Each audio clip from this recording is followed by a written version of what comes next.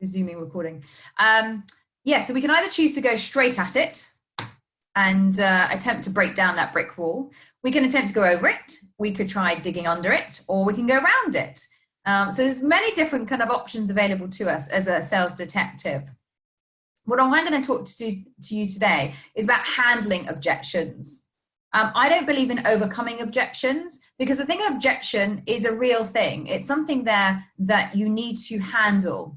Overcoming them kind of sets you up for a bit of a fall, because not every objection can be overcome. And we're going to go through some examples today and show you why that might be the case.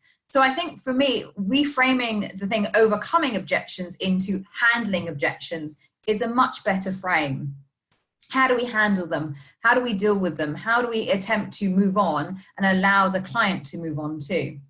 So let's look at some examples. Now, these are really common examples. You can have not interested. That's a really common one that you get. Doesn't matter what you're selling. No budget. Yeah, so no money available to spend. You're too expensive. We're going to go into a little more detail about that one later. I'm happy with my existing supplier or partner. I'm not looking at this right now, so it could be a timing thing. I'm not interested in it right now. I'm too busy to talk. You know, time is an incredibly precious thing. So yeah, I'm kind of too busy to talk about this at the moment. I'm already in a contract, and for some of you, that's going to come across something quite common. They might be tied into a 2, 3, 5-year contract.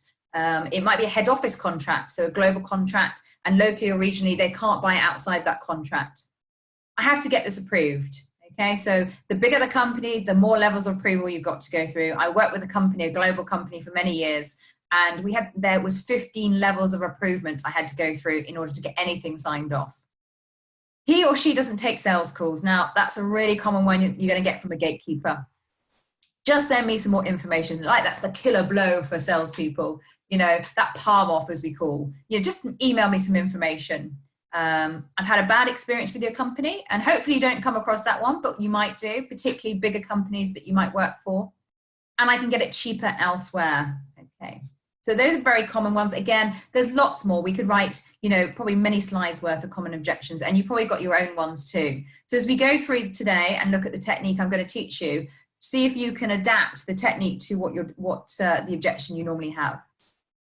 So objections fall into many different categories. The first one is change. Now, if you're asking a client to make a change from something, often they're going to throw an objection in front of you. Now, this is not necessarily because they're not interested or necessarily they see the value, but for human beings, we don't like change. We don't like too much change. We like the status quo. We can also see change as a bit of a hassle. So if you're asking me to change from an existing supplier to you, there's a lot of hassle. I see it as a lot of hassle. Maybe there's paperwork. Maybe I've got to get approvals. I've got a lot of other 20 other priorities today. So you're asking a client to make a change. The second one can be a hidden agenda. Now, unfortunately, clients and human beings generally do tend to lie, and there could be a really hidden agenda behind it. It could be in multiple different reasons. They may be looking to benchmark your price against their existing supplier to get their supplier's price down. So what they're looking to do to you is to really negotiate and trying to see if you're going to discount heavily. So be very wary of that hidden agenda. Perception. Now, they might perceive you in a very strange way, different way. They might not understand what you're offering. A perception of that particular industry or that particular industry that you represent. Value. Now, again, some of these objections, we go back and look at them, might be a value piece. They don't see the value in what you're offering. Particularly something like, I've got no time to speak. They don't see the initial value of why should I be giving up my time to speak with you?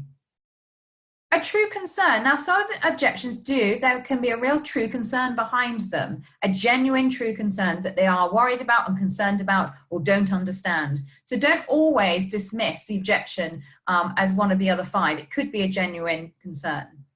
And the last one is lack of knowledge. Again, that kind of ties into perception. But they might have a lack of knowledge about your products, your company, the value, the benefits, more important in the value that you're offering.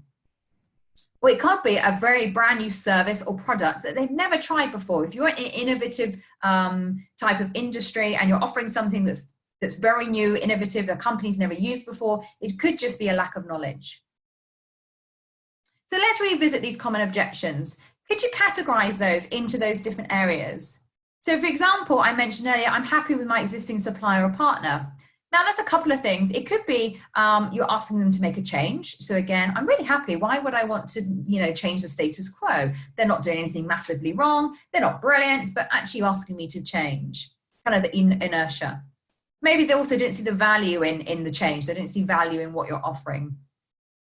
I'm not looking at this right now. Now that could be a hidden agenda, as in I really kind of don't want to talk to you. I might not see the value in what you're offering, or it actually could be a true thing, as a true concern, as this is not a priority for us at the moment. We have other priorities, and of course, our job is to find out what those other priorities are.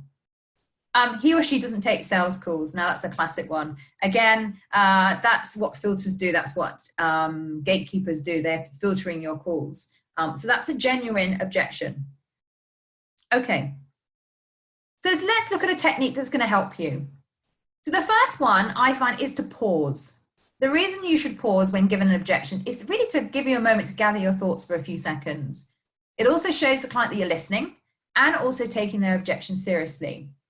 If you think back to a time when you have been complaining about something, or you've raised a genuine objection to when you've been buying something, and that salesman went straight in with a response, how did you feel?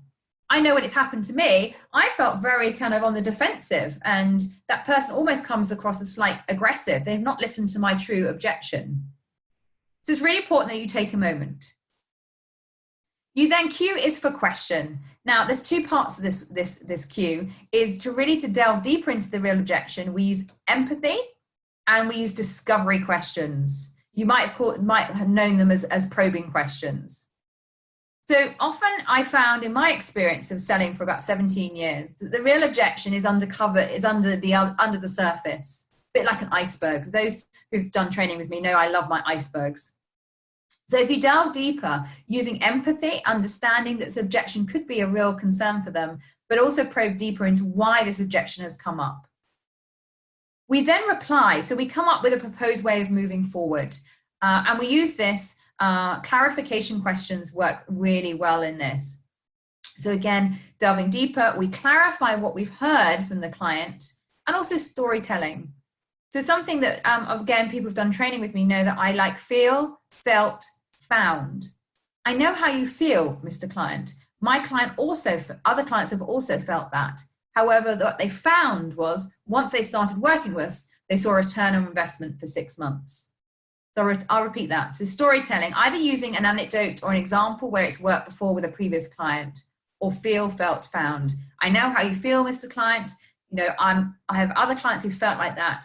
However, what they found was once they started working with us, they found they could really, it was a very simple process. We were plug and go, and we were up and running within a week. And the last piece for S is for summarize. Again, really important that you summarize. You contain everything together and go, you ask permission to move forward. Now, this is the most important step. And the reason this is the most important step is because we don't want this objection coming up again. We don't want later on in the sales cycle, when we're waiting and asking for the order, or we're looking to move the relationship forward, the client suddenly to go, by the way, this objection's still here.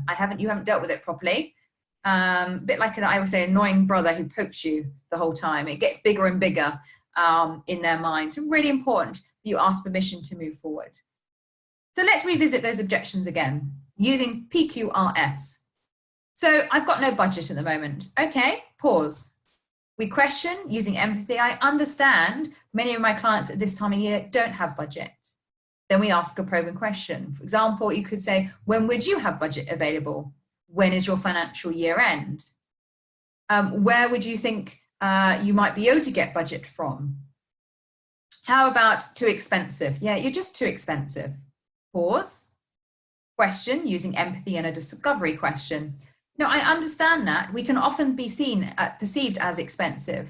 Can I ask, what are you comparing us to? Or what are we expensive compared to? Or why do you think we are expensive? So again, delving deep in what they mean, what the perception is of expensive. A pair of brand new Nike trainers to someone can be very expensive, but to someone else, that's just their general, that's what they pay for. So understanding that's really important. Another one, for example, I've had a bad experience with your company. Pause. Question using discovery and empathy. Yeah, I'm really sorry to hear that. Empathy. Could you tell me more about that experience? Allow them to give you kind of their experience. You can then reply and summarize. Yeah, I'm too busy to talk at the moment. No, I understand that. It's a really busy time of year for all of us. Well, I'm finding I'm incredibly busy too. When would be a better time to speak? Next Wednesday or Friday? Very important that you give that empathy piece, but you're obviously giving them an option to speak again. I'm happy with my existing supplier and partner. That is great to hear. I'm really pleased that you are, and I'd hope my clients would say the same. Can I ask, what do you like best about what they're doing? Really important that we never diss the competition. It's really important from that perspective. We always ask what they're doing well, and then we come on the back of that. Okay, what would you like them to be doing that they're currently not doing? Okay, that gives us an opportunity to see if there's any areas that any gaps that we can plug and perhaps help with the service. So I hope that's really helped and give you an insight into handling objections. Just going back up again to summarize, PQRS. So whenever faced with an objection, any of those common objections, pause, question, reply, and summarize. Now, what I'm going to ask you to do is go away and practice those common objections. Probably write down your most 5 common objections, and then practice using PQRS, perhaps with a colleague or a friend or your manager, and practice using that system. And the more times you kind of practice it with each other and then practice it with real life clients, the better you will become. So it won't come across as stilted. It'll become part of your kind of repertoire. You'll just be able to do it generally. So go away, practice those top 5 using PQRS. Okay, so feel free to connect with me on Twitter, follow me at Sass Huntwood, or email me if you've got any questions about today, or if you've got any suggestions, any future webinars. The next one is on Friday the 19th of October, and that's all about goal setting. We're going to be looking at a fantastic technique that I learned from a great man around goal setting and setting goals, not just in your business life, but across all areas of your life. So feel free, please, to register again. We'll be sending out today the link to that and also the recording of today's webinar. You can follow me on LinkedIn. I often write blogs on there and articles and share really useful top tips. And also, if you're interested, we have an online knowledge bank called the Sales Collective, and that has a whole host of interviews, book reviews, top tips, techniques and games that you can download and use. And it's £59 plus VAT for the year.